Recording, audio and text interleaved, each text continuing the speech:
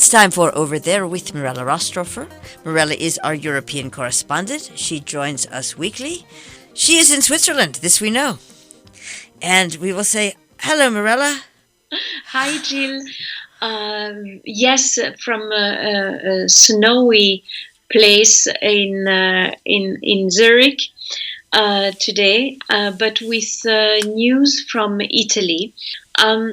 I thought that this is a very interesting development, since we spoke in the past a lot about Italy and their struggle with political parties, and just at the beginning of the pandemic a year ago, about Italy finding some balance with a new Italian Prime Minister, Giuseppe Conte, who, according international standards, has been a very active, a very proactive and very thoughtful Prime Minister. But as we know, in Italy, there is this tendency to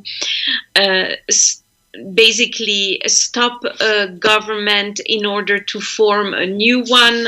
They have had plenty since last World War II. And this one is, in that sense, in a very Italian tradition. Prime Minister Conte lost his majority, and as an independent has decided to resign in order to possibly build a new coalition. Why did that happen? Because a small party that was part of the coalition, called Italia Viva, led by Matteo Renzi, decided to leave the coalition. One would wonder if, of course, it's the best time to put the government into a crisis, but that's what he decided to do.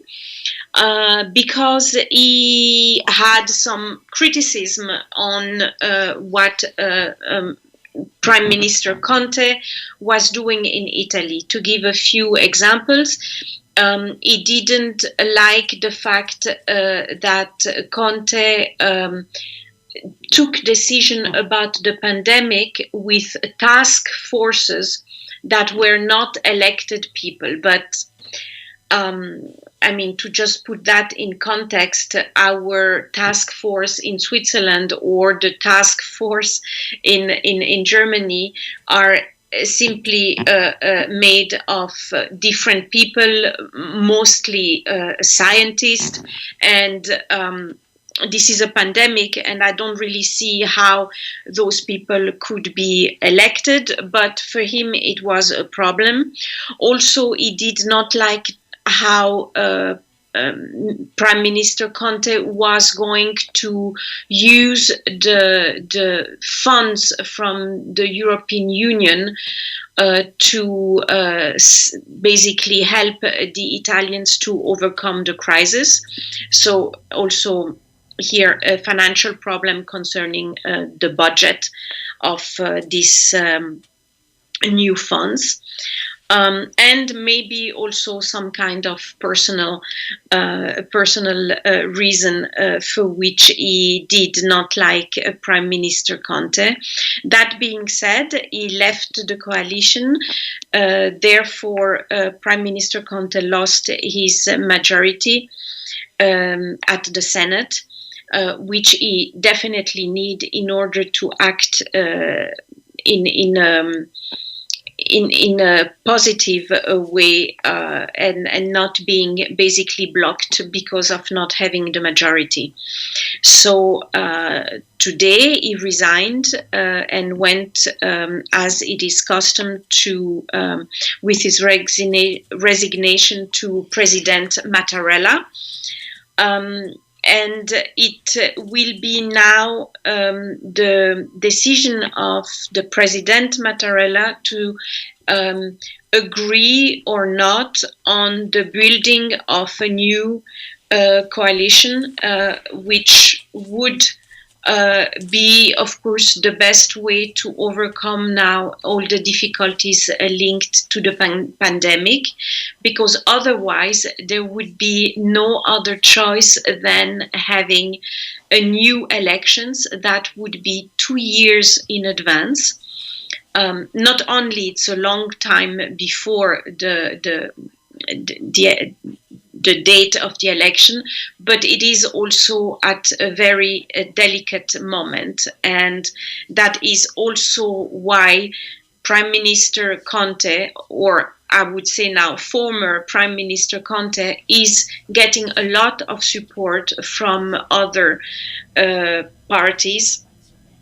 For example, the Cinque Stelle, who already gave him the feeling that he could get a coalition with them, but this is not enough. He would need also the Democratic Party. He would need also some other parties to help him out.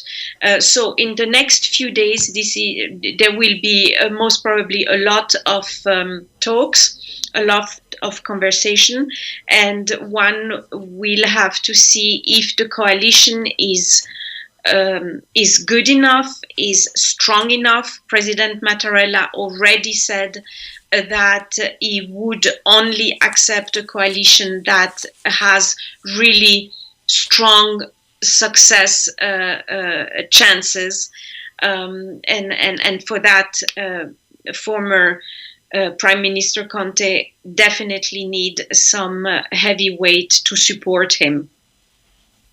It's also noteworthy that some new elections right now would potentially give way to the extreme right in Italy, which, according to certain recent polls, is again very, very popular.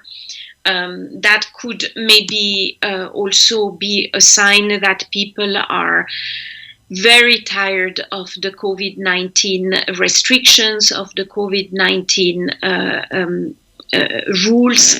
Let's not forget that Italy, because of the tragedy they had a year ago and the amount of casualties, had one of the strictest lockdown in all of Europe. Last holiday time, over Christmas, New Year, there was again a lockdown. Regions were separated in red regions and green regions. It was all actually very well organized, but a huge weight on the freedom of Italian people. So again, like in, I think, almost every country in the world, even though people know that those restrictions are the only way to slow down the spread of the virus, especially now considering these new mutations coming from England, Brazil, South Africa. But on the other hand, there is also now almost some form of rejections that is also taking place everywhere.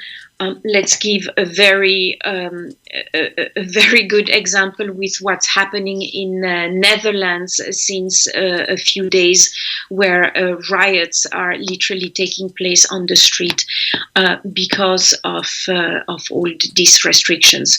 So, to come back to our subject, the reason why the extreme right that is a little bit more relaxed with, let's put it this way, with the COVID-19 restriction is being successful right now could have to do with the general fatigue, and I would go so far and say this form of depression that is basically forming in most of our countries. That would be, I think, for many politicians, a good reason to stick to former Prime Minister Giuseppe Conte in order to simply avoid new elections that could then take place normally in 2 years again. So these are the news for Italy, and very briefly about the rest of Europe concerning COVID-19. Most countries have begun with vaccination. It's unfortunately not going with the pace that was initially thought would be possible because of a lack of vaccines, notably with Pfizer vaccines that are not being delivered in the quantities that were promised. But according the new reports, this is going to accelerate probably already in February.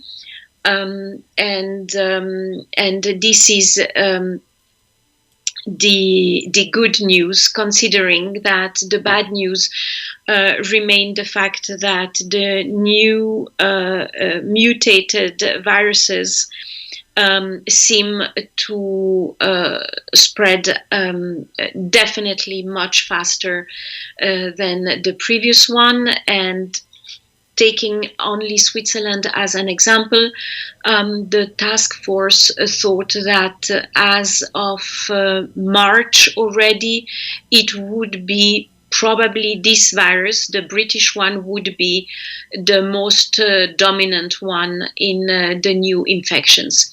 So only one way to improve the situation is basically to improve the speed of vaccinating most of the people, or at least all the people that wish to be vaccinated.